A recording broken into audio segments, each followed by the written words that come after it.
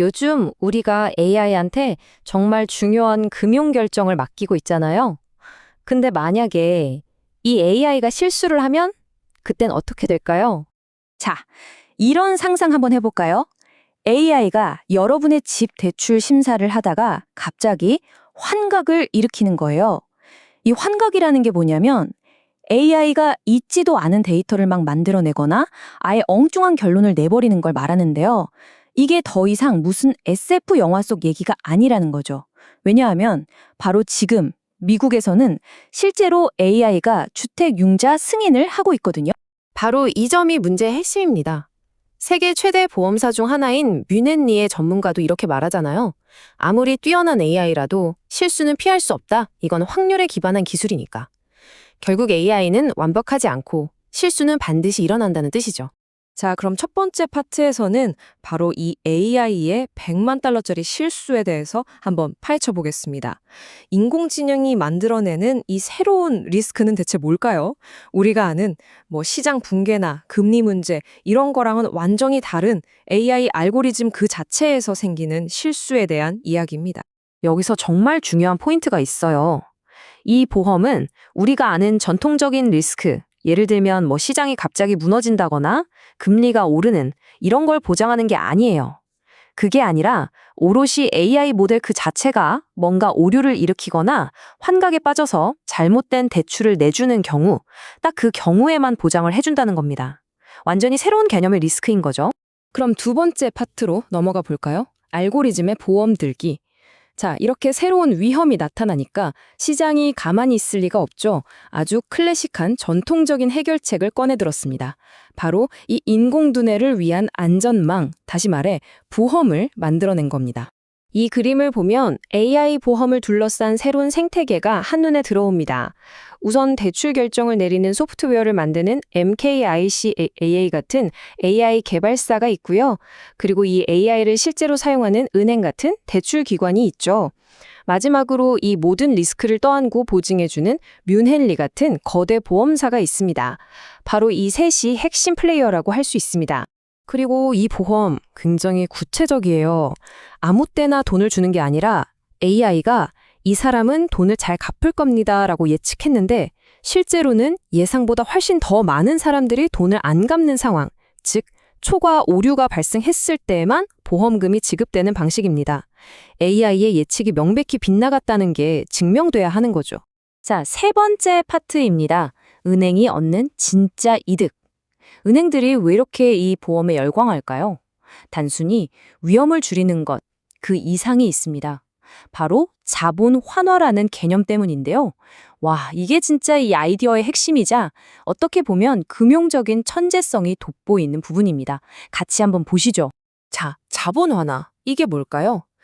은행은 법적으로 혹시 모를 대출 손실에 대비해서 어마어마한 돈을 예비자금으로 쌓아둬야 하거든요. 꼼짝없이 묶여있는 돈이죠. 그런데 AI 보험에 들면 너희는 리스크를 보험으로 관리하고 있으니 그 예비자금을 좀 덜 쌓아도 돼 하고 규제를 풀어주는 겁니다. 말 그대로 은행의 자본 부담을 확 덜어주는 거죠.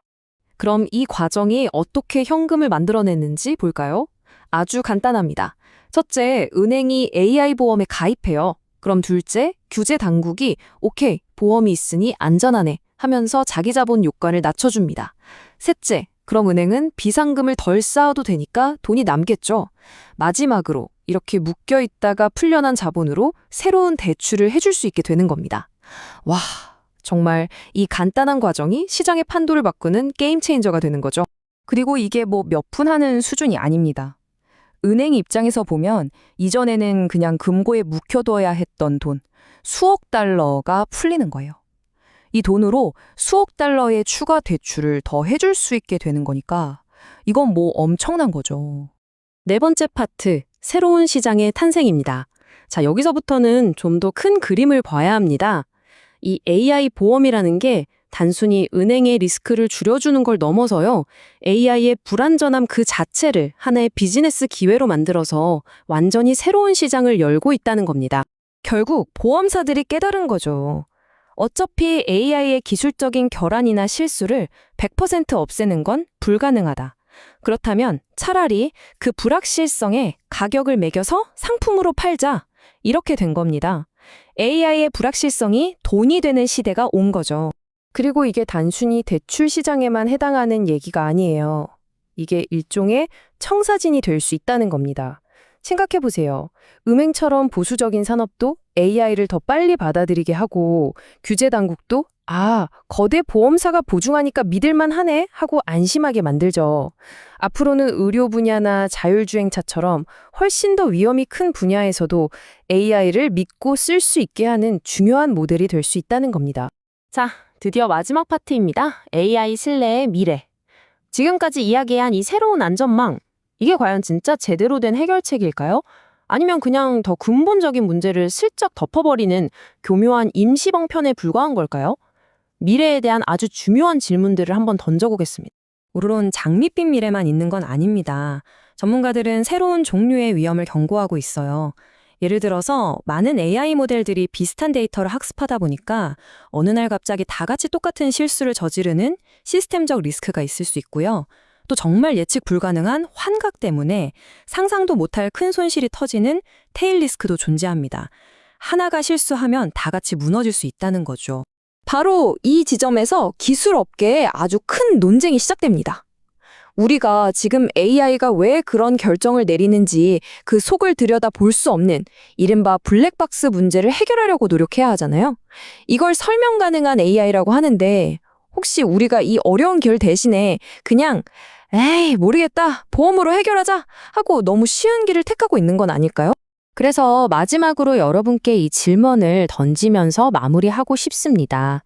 AI 보험, 이게 리스크 관리를 위한 정말 기가 막힌 해결책일까요? 아니면 AI를 진짜 투명하고 이해 가능하게 만들려는 그 어렵고 힘든 과정을 회피하게 만드는 그냥 편한 지름길일까요? 한 번쯤 깊이 생각해 볼 문제인 것 같습니다.